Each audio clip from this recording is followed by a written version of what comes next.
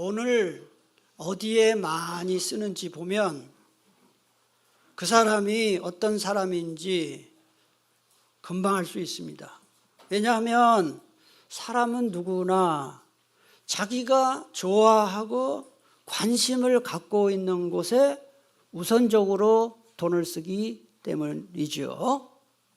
여러분, 사진 촬영에 취미가 있는 사람들을 보면은 값비싼 카메라를 망설이지 않고 삽니다. 제가 알고 있는 어떤 분도 카메라가 한 대가 아니에요. 그래서 스마트폰 다 되죠. 꼭 이렇게 저는 카메라를 구입해서 사는데 성능 좋은 걸로 자꾸 바꿔요. 예. 또 그림을 좋아하는 사람은 보통 사람 같으면 그냥 줘도 안 받을 것 같은 그림을 몇 천만 원씩 주고 구입을 하지요. 그림을 알기 때문에 그런 거예요. 예. 그 다음에 외모 가꾸는데 특별한 관심이 있는 사람들은 어디다 돈을 많이 쓰겠어요. 예? 화장품에 돈 많이 쓰고 또 옷 사는데 돈 많이 쓰고 외모 더 가꾸려고 하면 성형수술 하는데도 돈을 많이 쓰겠죠. 예. 그 다음에 이 주식 투자하는 사람들은 보면은 이 신문을 읽을 때도 저 같은 경우는 1면부터 마지막까지 그냥 읽는데 주식 투자하시는 분들은 신문 보면 어디부터 볼 것 같아요? 경제면부터 보겠죠. 주가 시세표를 보겠죠. 신문뿐만 아니라 어디에 수시로 스마트폰 들어가가지고 내 주가가 올라갔는지 내려갔는지를 보는 거예요. 여기서 우리는 중요한 진리를 하나 알 수가 있는데 그게 뭐냐? 돈이 있는 곳에 마음이 있다는 거예요. 예수님이 그렇게 말씀하셨잖아요. 마태복음 6장 21절에 보니까 네 보물 있는 그곳에는 네 마음도 있다. 그렇게 말씀하셨습니다. 따라서 누군가에 대해서 참 고맙다, 누군가에 대해서 감사하다 이런 마음을 품고 있어도 또 누구를 존경한다 이런 마음을 품고 있어도 한 번도 물질로 표현하지 않는다면 그 사람의 고백은 그건 거짓이에요. 그건 위선이에요. 표현되지 않는 사랑, 물질로 표현되지 않는 것은 전부 거짓입니다. 그럴 수가 없는 것이죠. 이런 말이 있어요. 감출 수 없는 게 두 가지가 있다. 사랑과 기침은 숨길 수 없다. 정말 사랑하면 그거 못 숨기는 것이죠. 네, 그렇습니다. 그래서 이게 굉장히 중요하다는 거예요. 헌금도 마찬가지입니다. 주님 사랑합니다. 주님 감사합니다. 수백 번, 수천 번 고백을 해도 주님과 교회를 위해서 헌금을 할 때 마음이 굉장히 아깝다. 그러면 그 사랑의 그 고백은 거짓이죠. 거짓입니다. 예. 따라서 헌금이라는 게 뭐냐? 진정한 헌신의 증표가 된다는 거예요. 예. 여러분, 선교 헌금을 하지 않으면서 선교에 대해서 말하는 거 그건 거짓이에요. 예. 구제 헌금을 하지 않으면서 막 구제해야 된다 소리는 다 거짓이에요. 위선입니다. 예. 그래서 이 헌금이라는 것은 얼마나 중요한지 몰라요. 목회 데이터 연구소라는 기관이 있습니다. 목회 데이터 연구소가 지난 2023년, 이거 만 2년밖에 안 지났죠. 최근에요. 최근에 한국 개신교 신자들의 헌금 생활에 대해서 설문조사를 했어요. 설문조사를 했습니다. 질문을 던지고 대답을 받는 방식으로 했는데 이거를 보면은 우리 개신교 신자들의 헌금 생활이 어떤지를 알 수가 있어요. 여러분 한번 여러분 자신과 비교를 해보시기 바랍니다. 3가지 질문을 던졌습니다. 첫째, 경제적으로 어려워지면 헌금을 어떻게 합니까? 라는 질문에 대해서 경제적으로 어려워지면 헌금을 중단하거나 그냥 형편될 때만 드립니다. 이렇게 대답한 비율이 20%예요. 헌금 액수, 경제적으로 어려워져도 헌금 액수를 줄이지 않고 지속적으로 드립니다. 는 비율은 놀랍게도 80%예요. 두 번째 질문. 진정한 신자라면 11조를 해야 한다고 생각합니까? 이런 질문이었어요. 그런데 참 우리 한국 교회가 아직도 살아있구나 하는 걸 느낀 거예요. 10명 중에 7명꼴로 그렇다고 대답했어요. 그러면 실제로 11조를 드리는 비율이 몇 퍼센트냐? 64%예요. 교회 출석하는 사람 중에 실제로 11조를 드리는 비율이 64%, 3분의 2가 드렸다. 이게 나왔어요. 그 다음 세 번째 질문. 11조를 드릴 때 어떤 생각이 드십니까? 라는 질문에 대해서 솔직히 아까운 생각이 듭니다. 이렇게 대답한 비율은 5%밖에 안 됐어요. 성도의 당연한 의무이므로 아깝지 않습니다. 라고 대답한 비율은 69%였어요. 그 다음 아깝기도 하고 당연하다고도 생각합니다.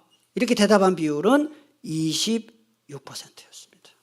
이게 현재 최근입니다. 최근 만 2년밖에 안 지났으니 우리 한국 개신교 신자들의 헌금 생활의 실태다. 한번 여러분은 어떤지 한번 생각하시면서 오늘 말씀을 들으시면 좋겠습니다. 오늘 우리가 빌립보서를 보고 있는데 여러분 이 빌립보가 어디에 있는 겁니까? 현재 그리스라는 나라에 있습니다.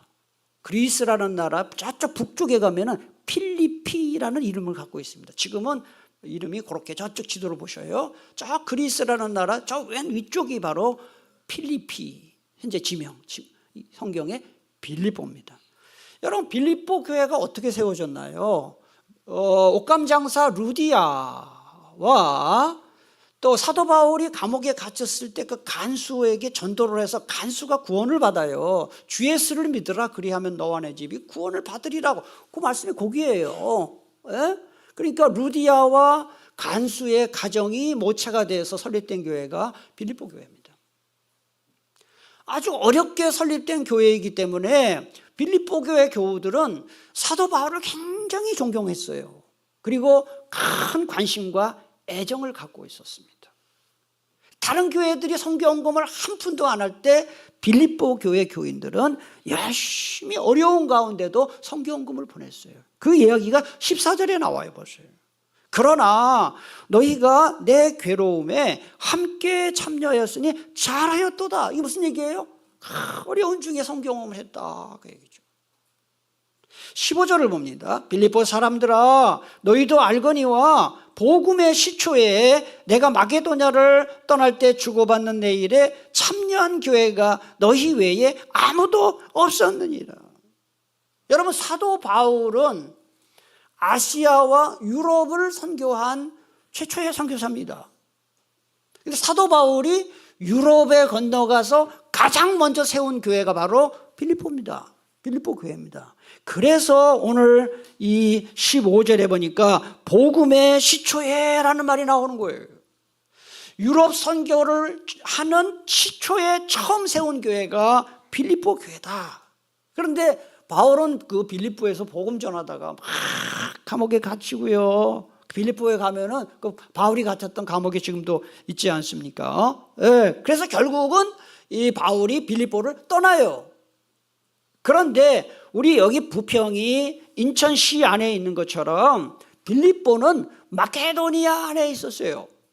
그래서 오늘 15절 보니까 마게도니아를 떠난다라는 표현을 쓰고 있는 것이죠. 빌립보를 떠날 때 마게도니아를 떠나는 거예요. 그 다음에 15절 중간에 보니까 주고받는 내 일이라는 표현이 나오는데 이 주고받는다는 말이 그 당시 상업 용어로서 금전출납을 의미해요. 쉽게 말하면 바울이 빌립보 교회 교우들에게 복음을 전해준 반면에 그 대가로 빌립보 교회 교우들은 바울에게 선교 헌금으로 어떻게 했냐? 보답을 했다는 것입니다. 그래서 참 참 바울이 생각할 때 빌립보 교회는 너무너무 감사하다. 그 얘기를 15절이 하고 있는 것입니다. 그 다음 16절 보니까 데살로니가에 있을 때에도 너희가 한 번뿐 아니라 두 번이나 나의 쓸 것을 보내었도다. 데살로니가는 어디가 있냐면은 저쪽 빌립보에서 왼쪽으로 남서쪽으로 160km 가면 데살로니가가 있습니다. 이 데살로니가는요 지금 그리스의 2대 도시입니다. 그리스 1대 도시는 수도인 아테네고요. 그 다음에 2대 도시가 데살로니가입니다. 이 데살로니가는 현재 지명도 테살로니키라고 되어 있어요. 그래서 여러분 성경에 나오는 지명이 이 소설이 아닙니다, 여러분. 예?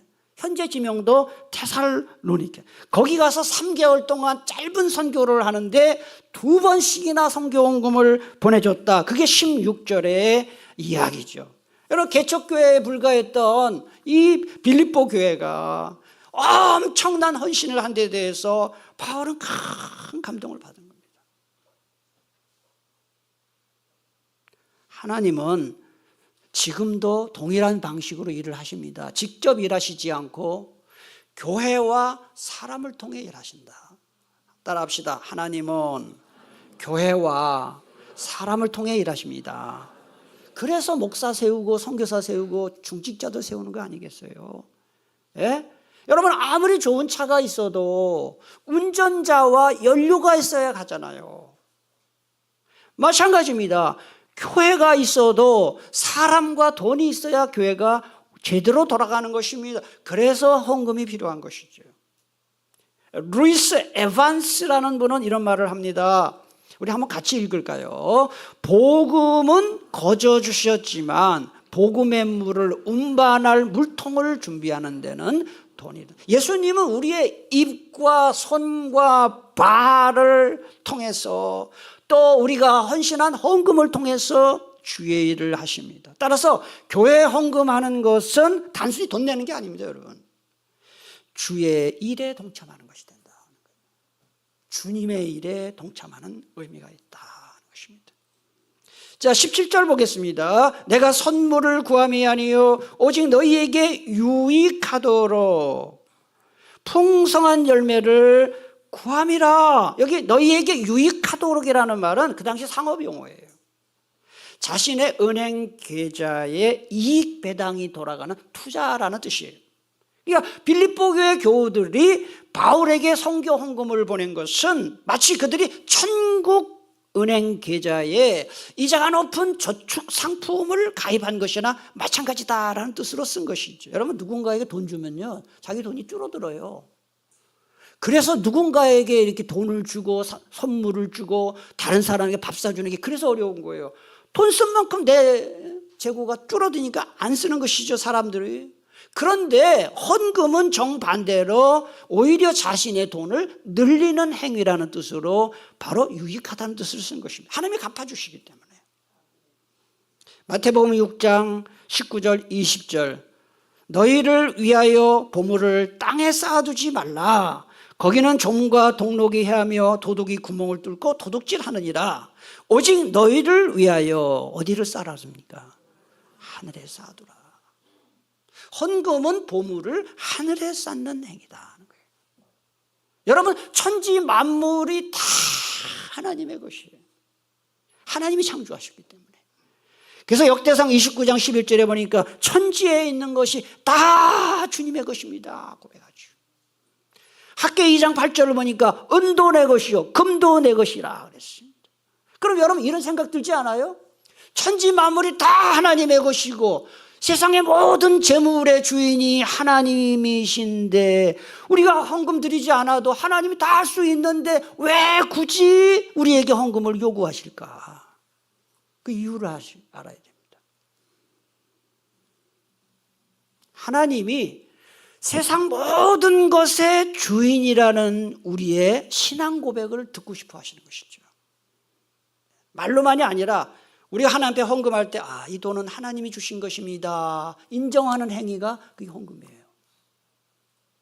그리고 우리의 헌금을 받으신 후에 큰 상급으로 갚아주시기 위해서 하나님 우리에게 헌금을 요구하시는 것입니다. 누가복음 6장 38절 주라 그리하면 너희에게 줄 것이니 곧 후이되어 누르고 흔들어 넘치도록 하여 너희에게 안겨주리라. 여러분, 사람은 몰라도 하나님은 우리가 헌금하는 거 다 보고 계시고 갚아주신다는 거예요.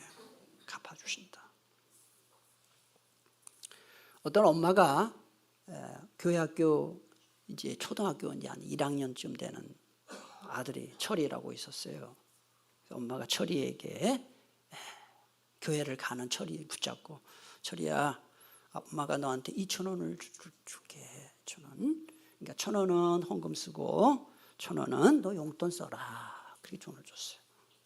그러니까 이게 철이가 신이 났죠. 돈 받으니까 신나가지고 막 교회로 달려가다가 넘어졌어요. 넘어졌는데 넘어진 자리가 하필이면 하수구 앞에 넘어져서 하수구 앞에. 그러면서 1,000원짜리 2개 쥐고 있었는데 넘어졌는데 1,000원짜리 하나가 하수구통으로 쑥 들어가 버린 거예요. 얘가 얼마나 마음도 아프고 몸도 아프고 일어나면서 하나님께 드릴 헌금이 빠졌네. 그랬어요. 무슨 얘기죠? 왜 하필이면 그 들어간 돈이 왜 헌금이어야 됩니까? 용돈이 빠졌네라고 안 했어요.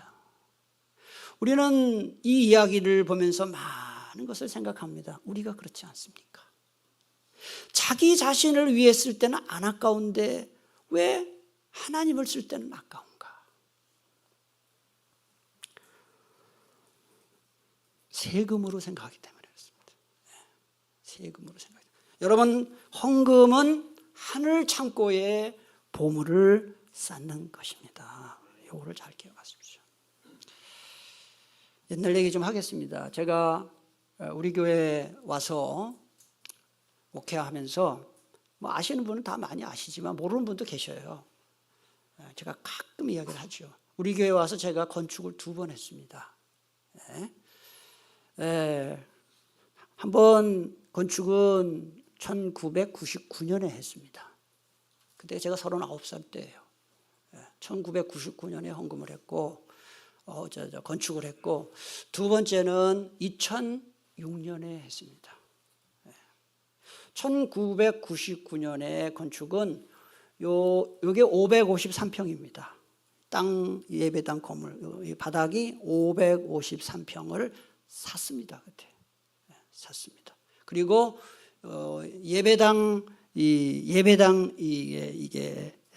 180평, 182평 정확하게 요 예배당 182평, 그다음에 옆에 부속 건물 해서 1차로 건축을 했고, 그다음에 그때 막 교회 학교가 막 늘어나면서 아이들 교육 공간이 부족해서 어떻게 할까 하다가 지금 비전센터의 그 자리에 단독 주택이 2채가 있었습니다.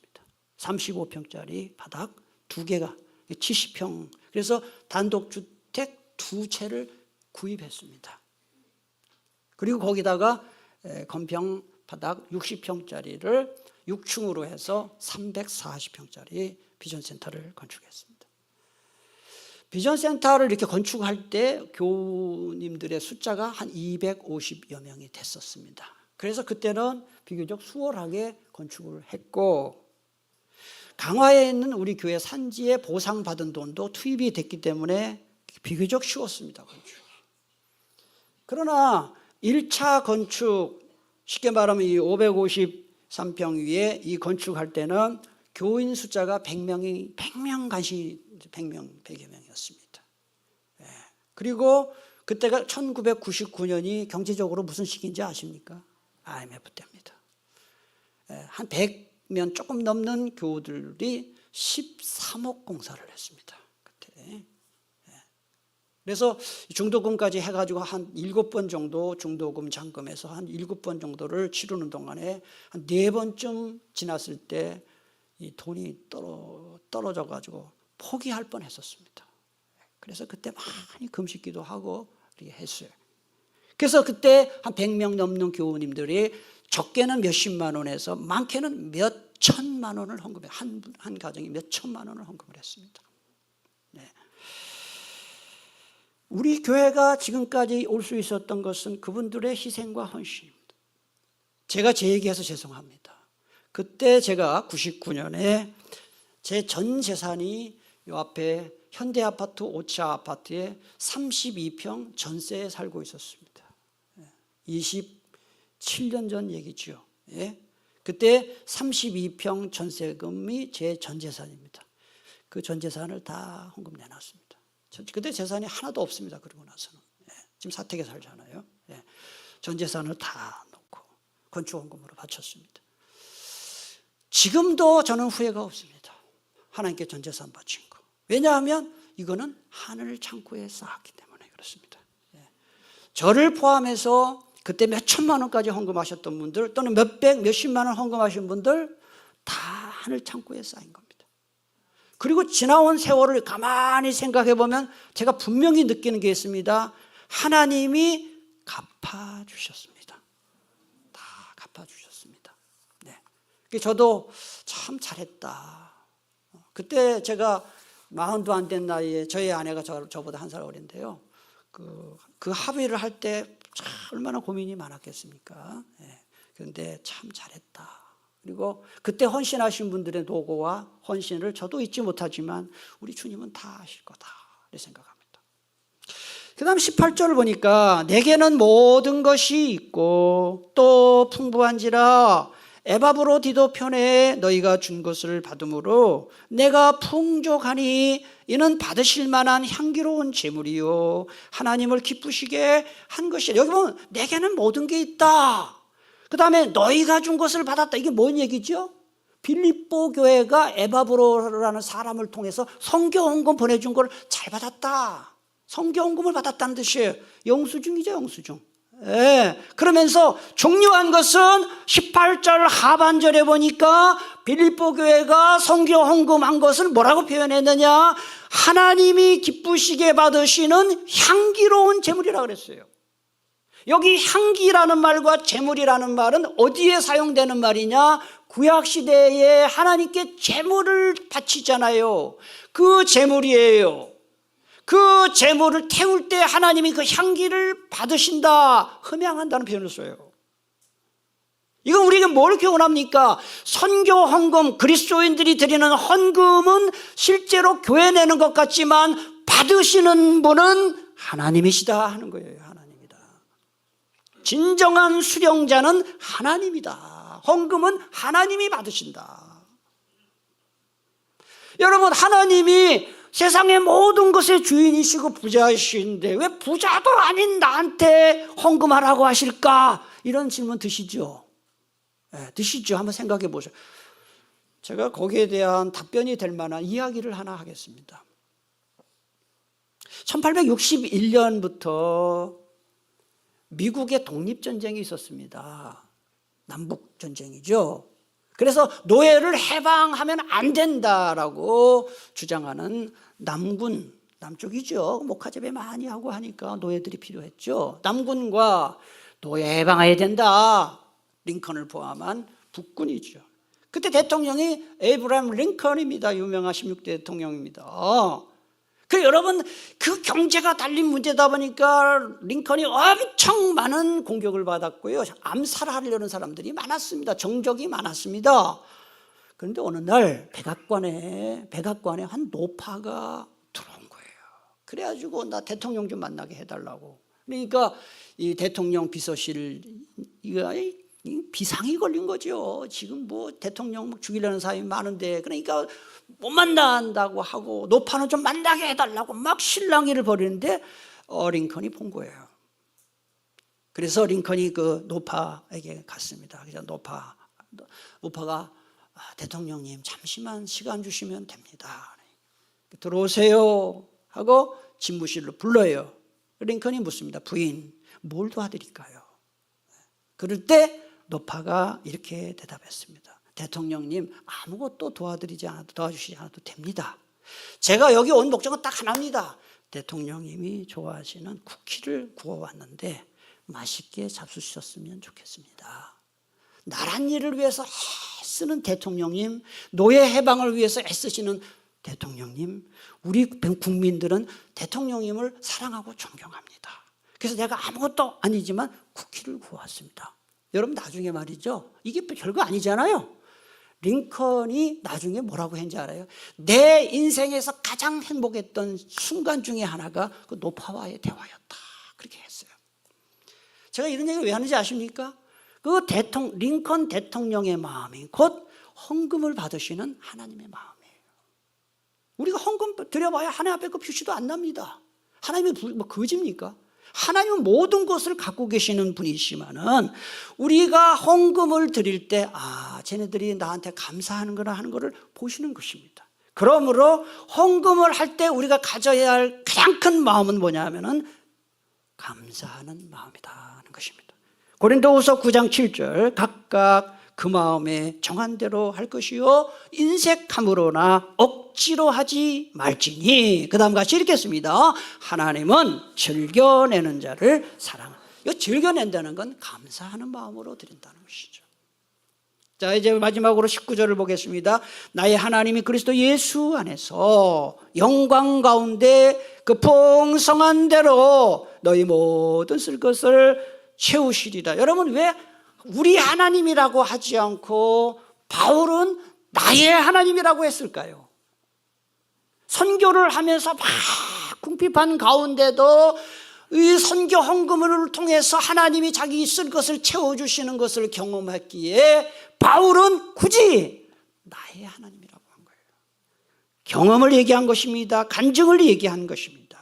그리고 선교 헌금을 한 빌립보 교회 교우들도 하나님 복 주실 것을 믿고 축복하는 의미로 나의 하나님 갚아주신다 하는 것을 말한 겁니다. 우리 하나님은요 헌금을 쥐어짜는 수준도가 아닙니다. 우리가 하나를 드릴 때 10배 100배로 갚아주시는 하나님이신 줄 믿으시기를 바랍니다. 로마서 8장 32절 자기 아들을 아끼지 아니하시고 우리 모든 사람을 위하여 내주시니가 어찌 그 아들과 함께 모든 것을 우리에게 주시지 아니하겠나. 저는 목회하면서 이렇게 봅니다.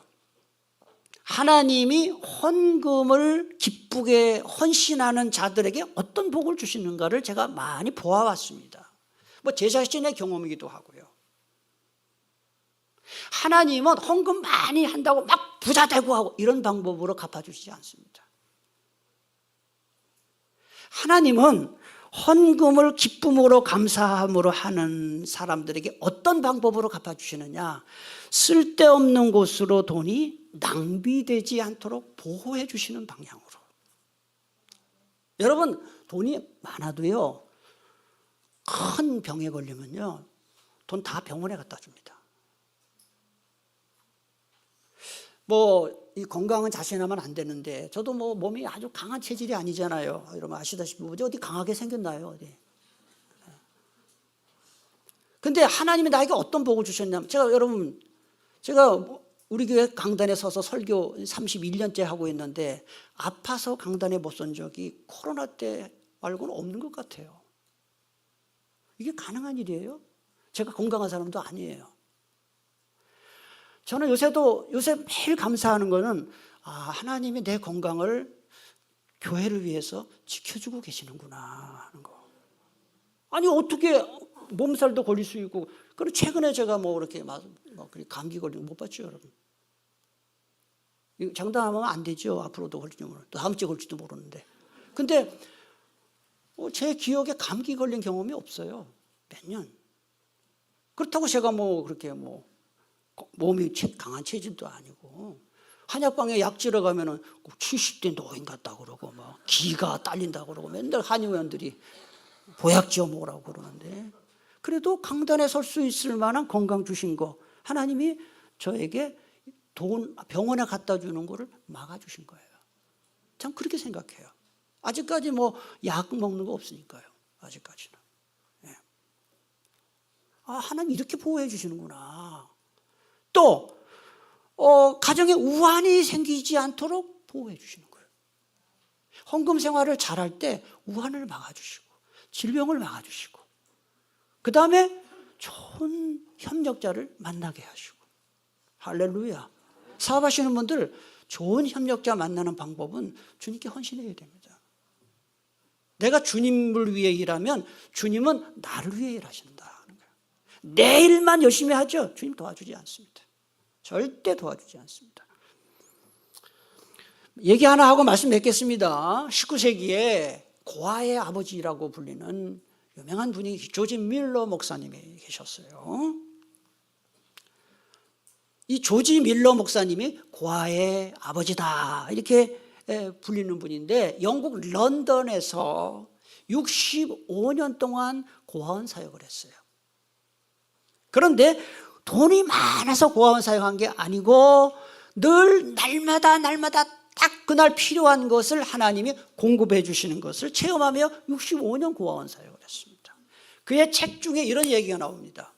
어느 날 폭우가 쏟아졌습니다.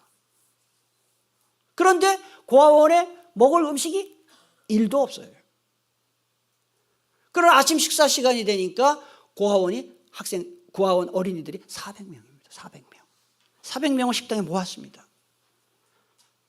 참 밀러 목사님 대단하죠. 아니 먹을 게 없는데 어쩌다고 식당으로 오라고 하냐고요. 그리고 하나님 앞에 식기도 합니다. 하나님 밥 주실 줄 믿습니다 하고 식기도를 합니다. 아니 밥이 없어요. 예수님의 이름으로 기도합니다 하고 기도를 마쳤는데 누가 문을 두드려요. 나가보니까 어떤 사람이 마차에다가 잔뜩 신선한 빵과 우유를 갖고 왔어요. 어떻게 된 겁니까 하니까 나는 요 고아원 옆에 있는 공장 사장인데 오늘 우리 공장 직원들 야유회를 계획하고 음식을 준비했습니다. 근데 폭우가 쏟아졌으니 이걸 갖다 버릴 수도 없고 생각하니까 고아원이 필요하겠다 해서 가져왔다고. 여러분 필요할 때 순간순간 채워주시는 이 하나님의 공급의 은혜가 오늘도 주님을 위해 헌신하고 헌금하는 자에게도 동일한 은혜가 임할 줄로 믿습니다. 성경 한 군데 찾아보고 말씀 맺겠습니다. 다 같이 찾아보겠습니다. 고린도 후서 9장 7절 8절 신약성경 295페이지 고린도 후서 9장 7절 8절 같이 읽겠습니다. 각각 그 마음에 정한 대로 할 것이요 인색함으로나 억지로 하지 말지니 하나님은 즐겨내는 자를 사랑하시느니라. 하나님이 능히 모든 은혜를 너희에게 넘치게 하시나니 이는 너희로 모든 일에 항상 모든 것이 넉넉하여 모든 착한 일을 넘치게 하게 하려 하심이라. 아멘. 8절에 보면 넘치게 한다는 말이 3번 나와요. 넉넉하단 말 해가지고 그 바로 앞에 나오는 것이 헌금 얘기를 하고 있어요. 풍성한 삶을 사는 비결 중에 하나가 바로 하나님께 헌금하는 것이다. 여러분 주보를 한번 펼쳐보셔요. 제가 항상 매주마다 이제 이번 주에 묵상할 실천할 사항 교회 소식 오른쪽 가운데입니다. 가운데 맨 밑에 보시면 이번 주 묵상 및 실천 사항 자 1번 제가 번호할 테니까 읽으세요. 1번 천지 만물과 재물의 주인은 하나님이다. 2번 헌금은 헌신의 증표다. 3번 헌금을 받으신 하나님은 풍성하게 갚아주신다. 아멘이십니까? 기도하겠습니다. 하나님 아버지 오늘도 귀한 말씀을 통해서 우리의 과연 헌금 생활이 올바랐는지 돌아보게 하시니 감사합니다. 자기 자신을 위해서는 아낌없이 돈을 쓰면서 주님을 위해서 교회를 위해서는 인색하지 않았는지 돌아봅니다. 오늘 주신 말씀 잘 기억하고 우리가 헌금 생활도 잘할 수 있도록 도와주시옵소서. 예수님의 이름으로 기도하옵나이다. 아멘. 일어나서